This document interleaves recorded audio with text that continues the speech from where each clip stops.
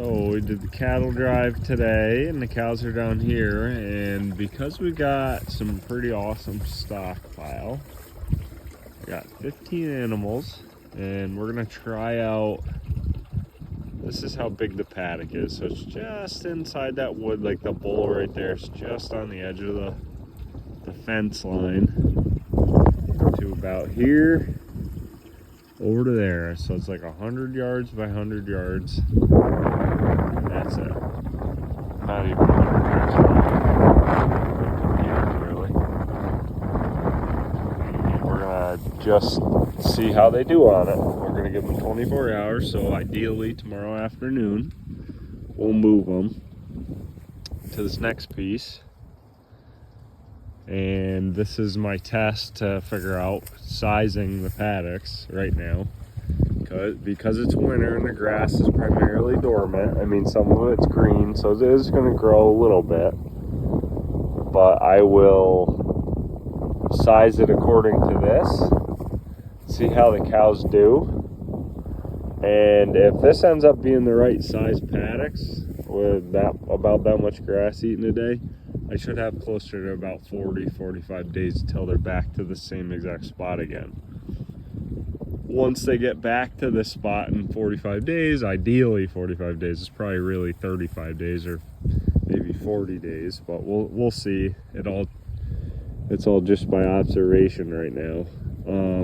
I'll start feeding them hay out on these paddocks, and then when I start doing hay, typically we do, like, I'll give them basically everything that's encompassed in this L that I got here, which goes just to about as far as you can see there, to there. Like that in the winter time, in the dead of winter, I'd leave them on this for 4 days, and I'll unroll round bales out, you know, probably 3 round bales for them or something like that. And then that'll be in January, February sometime. And typically I'll do some more videos when we get closer to that, but when I unroll hay on this, I like to keep the hay unrolled on high ground. So up towards the woods, there's like a little knoll here. I'll probably unroll some on that. And then I'll look down through there and see if there's any spots that could use some fertility. And that's kind of how I do it. Just going for some water. Fortunately, my water's freezing as it's coming out of the tank, so it is not going so great. It's not coming out very fast, so. But I only got about, I just came down through the woods, so I only got like 75 gallons on me on hand. And then I'll haul this down to the house, and then I have a spring in the woods, so that's how I'll pump them water every day. I'll just run the pump for 10 minutes or something. That fills this right up to the brim.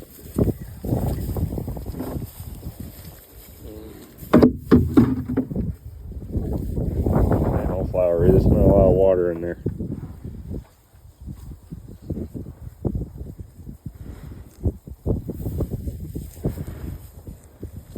As you can see, they look fat and happy right now. Holy moly.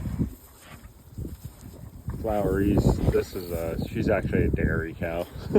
So she's got some pins on her, but in the previous video I talked about how she was off a dairy farm, and she ended up being kind of the mama cow for a couple of these other steers that we've already sold them, but we couldn't keep them before. But these two, actually these 3 white faces are hers. So there's the moon. The moon's popping out already. Yeah, that's Flowery's calf right there. So she's a little over a year now. So she was born October the year before this one that just happened. So October 22. She looks good. Hopefully she's bred too. We'll see. She's definitely breeding size. And then these are the Devons. I did discuss in a previous video that the Devons like them for the hair coat. I can't stand horns, but because they're Devons and they're purebred, they came intact with horns, but just because they are registered animals. Not too bad for, it's almost December 1st here. It's a couple more days, it'll be December. We already had Thanksgiving and stuff. So we're doing pretty good. Should be into January before we're feeding any hay. Everybody looks fat. There's tons of grass out here. And it's all about moving them every day. It's the key. It's how much time has this grass had to rest is the secret to success with feed hay year round like most people do. You gotta let the grass rest. And I'll tell you too, it's keeping the grass long like this. When you do get rain, the rain chases those roots and just fills the water table. The rain just soaks right into the ground. When you got real short and there's nothing left out here, you get puddling and the soil gets compressed. And then the water doesn't get into the ground.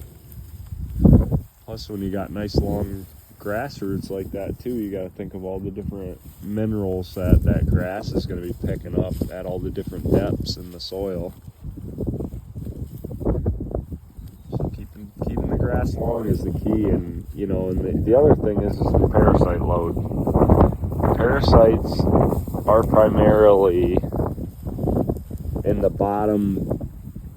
Basically, this time of year, they're basically on the ground level, but in the summertime, they're in the bottom 3 to 5 inches. So you really don't want to be grazing anything shorter than 5 inches because the cows are going to be picking up all kinds of parasites. These are those two calves that are licking this. That's just a selenium block. It's funny too, actually. I don't see any vetch, and vetch is a summer grass, anyways. But the selenium is good in New York, where we are, because usually our grasses are pretty selenium deficient, from what I've read. But it's funny because vetch is like another one that if you let the grasses grow up tall, vetch has a lot of selenium in it. And it's funny, when the grass is tall, as the hairy vetch just comes in like crazy. It's going to be tough to find this time of year. But we had a lot of vetch this summer. It has like a purple flower on it. But we just give them a selenium block, and then there's just a mineral block over there. I don't know what brand it is or anything like that, but you can get them at any feed store has them. The cows like it for the salt factor too. They like salt.